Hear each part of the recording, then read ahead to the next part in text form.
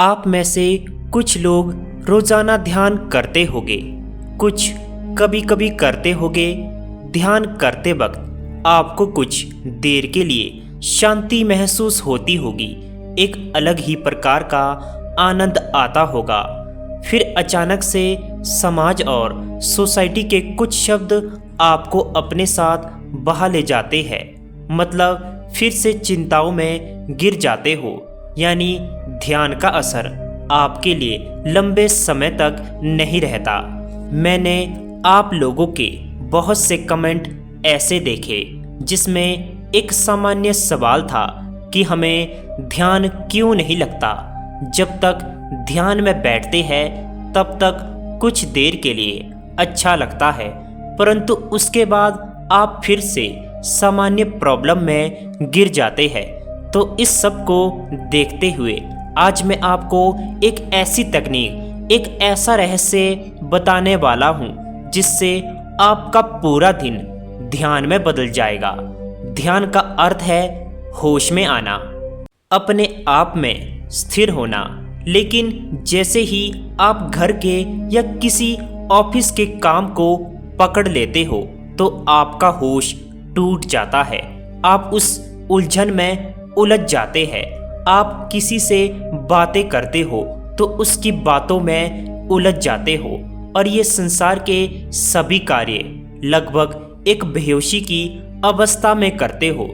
क्या हो अगर मैं कहूँ कि आप कुछ भी काम करोगे, चाहे आप खाना बना रहे हो, ऑफिस का काम कर रहे हो या किसी से बातें कर रहे हो, ये सभी कार्य करते समय आप अपना होश साध सकते हैं। ये सभी कार्य ध्यान में परिवर्तित हो सकते हैं। अगर आप किसी भी कार्य को ध्यानपूर्वक करते हैं, होश में रहकर करते हैं, तो आपका वह कार्य एक साधना बन जाता है।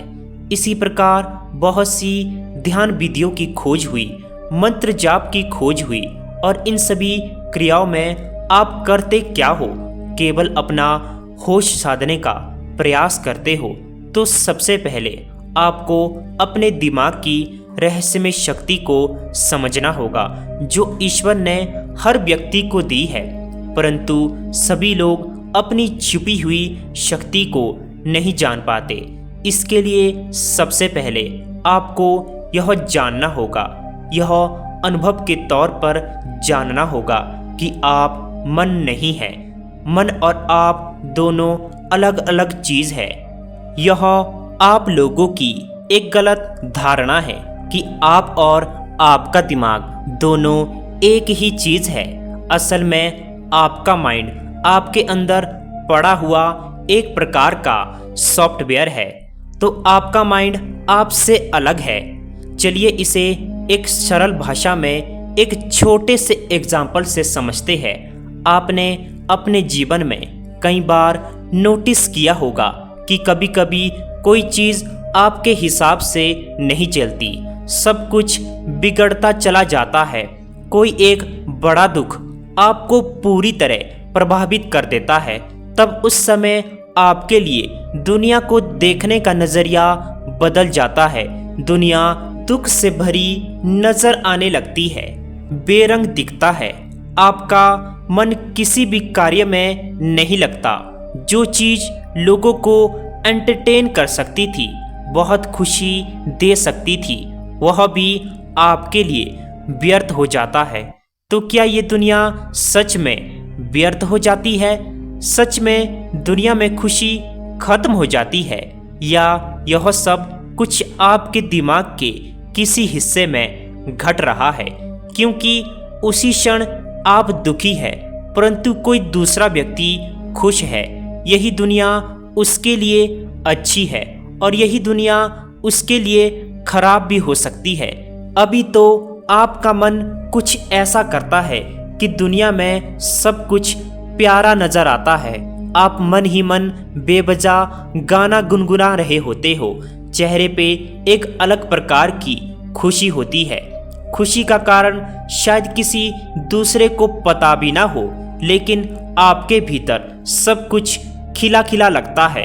चांद सितारे, पेड़ पौधे, ये सब कुछ रंगीन लगती है। और ये तब होता है जब किसी को प्यार हो जाता है। तो क्या ये सभी रंग दुनिया में बदल रहे हैं या फिर आपके मन में कुछ बदल रहा है? मेरे कहने का अर्थ यह है, अगर आपको भीतर से स्थिरता चाहिए तो आपको 24/7 एक मेडिटेटिव स्टेज में रहना होगा, यानी अपने दिमाग के अल्फा स्टेज में, जहां आपको फर्क ही नहीं पड़ता कि क्या खुशी है क्या दुख, और किसी भी प्रकार के सुख की या दुख की भावना आपके भीतर कब उत्पन्न होती है, उसका कारण होता है आपके विचार की और माइंड की स्टेज जो चेंज होती रहती है। तो कहने का अर्थ है, जो व्यक्ति अधिक सोचता है वही दुखों की पीड़ा अधिक भोगता है। तो आपके विचार की वजह से आपकी भावनाएं, आपकी फीलिंग इरिटेट और तुरंत बदलती रहती है। तो इससे आप ये समझ गए होंगे कि आपका दिमाग अपने प्रवृत्ति के हिसाब से काम करता है और आप उस दिमाग से अलग है। सामान्यतः व्यक्ति का दिमाग उसे पूरी तरह कंट्रोल करता है, यानी सामान्यतः आपका दिमाग आपको कंट्रोल करता है। उसमें जैसे विचार आएंगे आपका मूड उसी प्रकार से चेंज होता रहेगा। तो आप अपने दिमाग के वश में हैं और एक योगी अपने दिमाग को कंट्रोल करता है, वह अपने मन को वश में रखता है। आपको भी कुछ ऐसा ही करना है। अब सवाल ये उठता है कि हम कैसे अपने पूरे दिन को ध्यान में कैसे बदले, कैसे होशपूर्वक जिए। तो इसके लिए सबसे पहली बात, आप अपने दिमाग से ये बात निकाल दे कि ध्यान करने के लिए आपको कोई विशेष समय निकालने की आवश्यकता है। इसे केवल सुबह या शाम किया जा सकता है। इसके लिए कोई विशेष मुद्रा चाहिए। अगर आप ध्यान को इस तरह समझेंगे तो ये क्रिया बन जाएगा। तो चलिए थोड़ा गहरा उतरकर इसे समझते हैं। तो इसकी शुरुआत आप सुबह से कर सकते हैं। जैसे ही आप सुबह नींद से जागे तो नींद से जागने के बाद आप जो भी पहला काम करें उसे ध्यान से करें, पूरे होशपूर्वक करें। अब आपका पहला काम कुछ भी हो सकता है।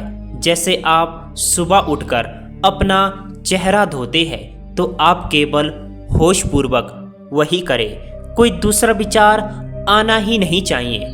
सामान्यतः आप जब सुबह उठते हैं तो फालतू के विचारों को ढूंढने लगते हैं, विचारों को पकड़ने लगते हैं और एक विचार से दूसरा विचार ऐसे ही कड़ियाँ जुड़ती चली जाती है और धीरे धीरे आप बेहोशी की अवस्था में जीने लगते हैं। तो सुबह उठते ही आपका पहला काम जो भी हो उसे होशपूर्वक करें। अपने चेहरे के स्किन को देखें, उसे अगर वॉश करते हैं तो केवल वॉश करें, नो माइंड की अवस्था में। फिर आप ब्रेकफास्ट करो तो ब्रेकफास्ट भी पूरे होश में करो। एक एक निवाले को महसूस करो।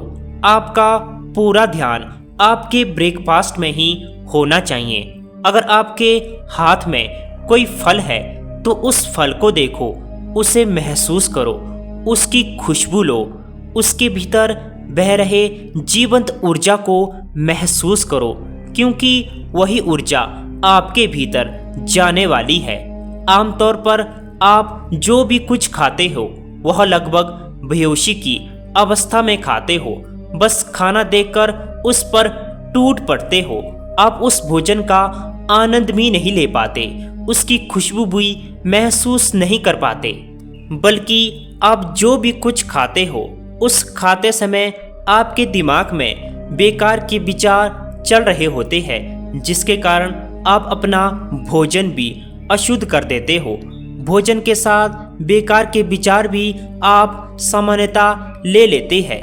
आजकल सामान्यतः व्यक्ति होशपूर्वक भोजन भी नहीं करता और आप सोचते हैं कि मैं 15 मिनट ध्यान करूंगा तो बस आत्मज्ञान घट जाएगा।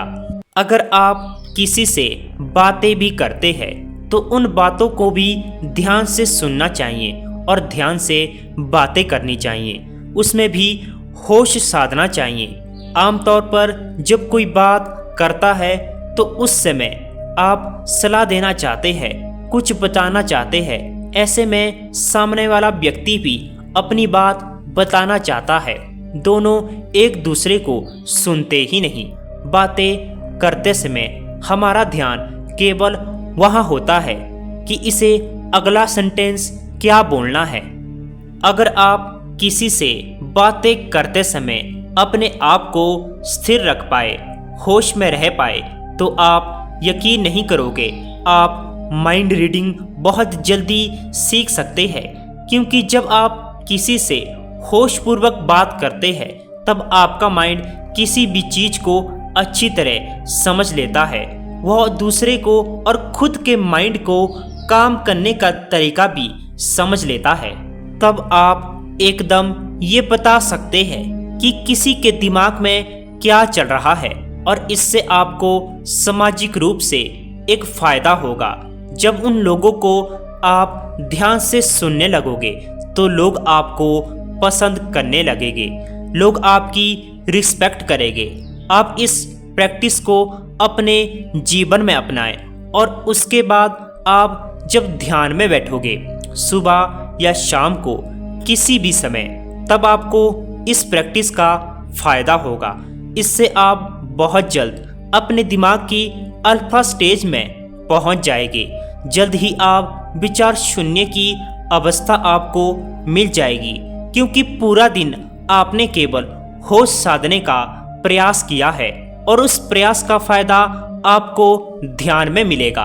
असल में ज़्यादा सोचने से, ज़्यादा विचार करने से, ज़्यादा कल्पना में रहने से आप अपनी शक्ति खो देते हैं। तो अपनी शक्ति को बचाइए और उसका इस्तेमाल ध्यान में कीजिए। फिर आपकी पूरी जिंदगी बदल जाएगी। कोई भी आपको दुखी नहीं कर पाएगा। दुख आपके लिए छोटा होगा और आप दुख से बड़े हो जाएंगे।